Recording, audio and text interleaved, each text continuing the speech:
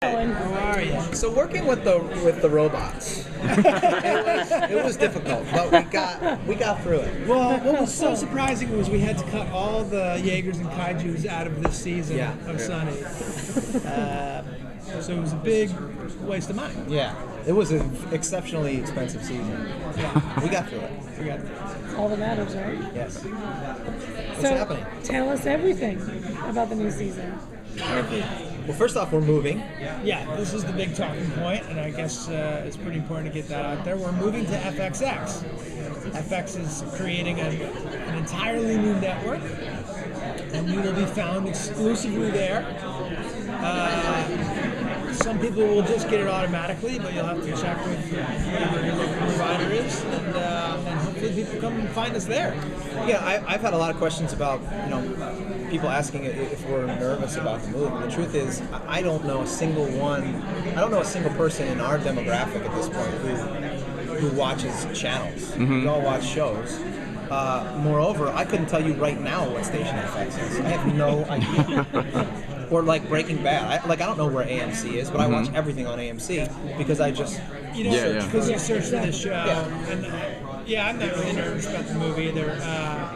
And if anything, I'm just hopeful for the network. Clearly, it's going to be an entirely new place to create and make shows, and for us, that's exciting. A whole new. They're going to have to fill up their programming, so maybe we can take advantage of that. And it's kind of, you guys are kind of like the core of new show, the core show, that's kind of going to try and bring people to it, I would think, Yeah. John's referred to us as one of the foundations of FX. And so that's got to make you feel good. Absolutely. Yeah, it's good. Well, we're definitely the longest running show ever on FX, right? We're up there, yeah. No, I think we are. Nip Tuck is maybe Nip Tuck. No, I'm pretty sure it's us. Yeah. Hey, there we go. Yeah, Rescue Men did all right, but I think when it's all said and done, we'll be. Yeah, we'll be. Yeah, we'll have done more than anyone. So if that's not a cornerstone, I don't know what is. When you guys think about previous episodes that you've done or rewatch them, do you more often think that you went too far with concepts or not far enough? I've never really felt as though anything's gone too far. I think, we have a secret little alchemy on our show for being able to pull that off, which is that, first of all, you understand the joke's on the characters. So, we can literally get away with murder, and you realize, well, as the show creators, there's some commentary there as opposed to just getting off on that behavior. But I don't know. I look back and I'm concerned more about like camera angles and stuff than ever like tone or set design. I feel in terms of the tone of the show, we stay consistent from the first episode till now.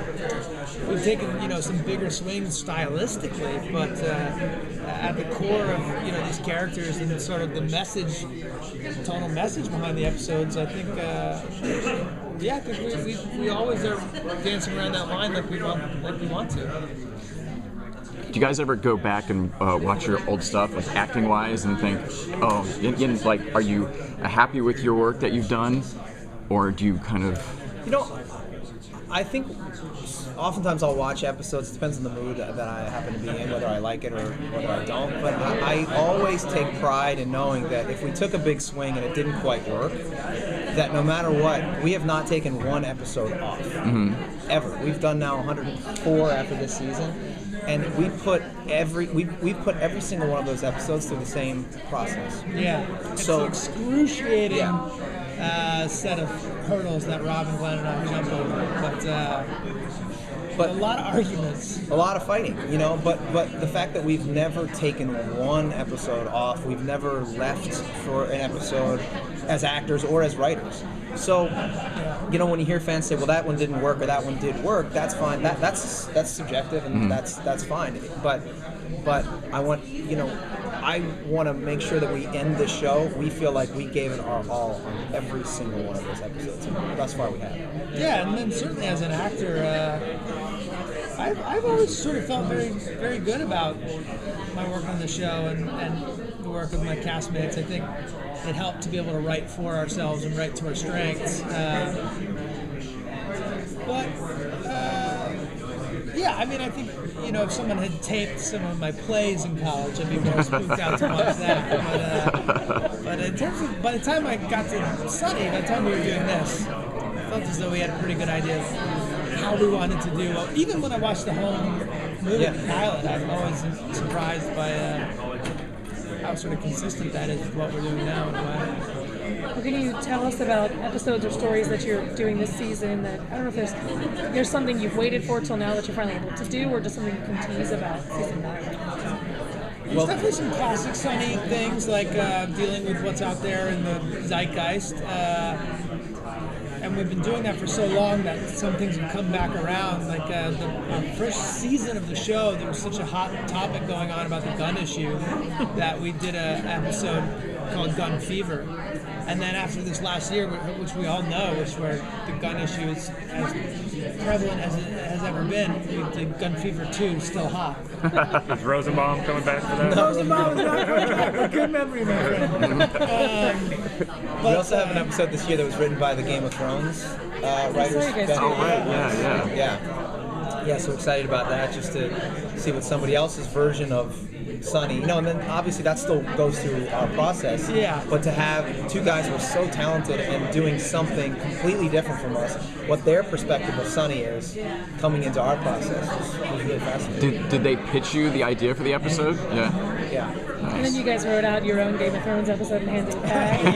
Well, we're actually, that's another announcement that they'll be making next year. We're running that show next year. They're leaving and we're moving to Ireland. Are your scripts really strict? I mean, by this point, like 9 seasons, you guys can basically almost go in a room and just ad lib. I almost feel like it's Yeah, strict. I think people will be surprised to see how much of the show is actually scripted. Yeah. But if you look closely at any Sunny episode, it's a very sort of spider web of a plot line usually. Like there's you can't really improvise. Say like last season where it's like a flashback to the Halloween episode, and there's a whole car crash and like people getting their face bit. And, Rob and I might be able to go on a little run about the Batman movies or whatever within the context of an episode, but so much of it has to be laid out. But we're also not so precious about our writing that when we get to set, if someone has an urge to try something else, we don't discover something funnier. And that formula has always made a nice balance between a really loose improvisational feel without that sort of meandering, lost quality that sometimes things can have if they're too improvised. Talk about guest stars this season or recurring people we may have seen from the past who's coming back or who's joining for the show. Well, what's interesting who's coming back, who we haven't seen since the first season, is my landlord, Wang, who's played by Shelley Desai. Is that for Gun? Is that going to be for the Gun Fever too then? No, that's for a Thanksgiving episode. Yeah, we have a really fun Thanksgiving episode where we bring back a lot of characters from seasons past. The McBoyles, random guy that's played by Zach Knighton. The guy whose car we blew up in the gas crisis episode. Bill Ponderosa. In that episode, in the spirit of Thanksgiving, the gang realizes that they have so many grudges around town that they have to get together with some people and bury the hatchet. Gail the Snail. Gail the Snail. A lot of clamor for Gail the Snail, so we'll bring her back. And then a couple of guest stars. Sean William Scott plays Country Mac. He comes to visit his cousin, City Mac. Project Badass makes a... Yeah, we do another Project Badass thing. Josh Groban. Oh, Josh Groban. Did a funny little surprise cameo for us. Who else? Rickety Cricket. Rickety Cricket, of course, is back. Cricket's always. Can't really do the season without Cricket or Artemis or the waitress. So the usuals are all there. Do you guys write all the scripts beforehand and then shoot, or are you like shooting and writing it? We try to. We Yeah. try to get them all done ahead of time. Actually, we did it this season. We did it. Yeah, we've only actually achieved it twice, but we always try to get them all done, and we always wind up writing at least one or two while we're shooting. Yeah. How does that work? Are you doing it on weekends as well and nights? in on the between. weekends On the and weekends. our trailers. In between setups. And usually that one that is done so last minute winds up being one of our favorites. But, Not a lot of thinking about it. Just no execute it. time to overanalyze and just go basically off your gut. But this year we got it done. How long was Ronald McDonald like planned out? Was that like season 1? You knew Season that? 1. You didn't know Was that? it season really? 1? No. Before we even conceived of the show, we said that we would die. No, it was pretty early on. It was early on. We started joking around about it, I would say season 2 or 3. Yeah. And then we were like, no, we can't do that. And then eventually we said, yeah, we absolutely can. Yeah. And waiting that long was kind of a great way to do it. Do you look back and have favorite episodes at this point? I mean, at 100 episodes, there's got to be some that stand out, or is it all a blur?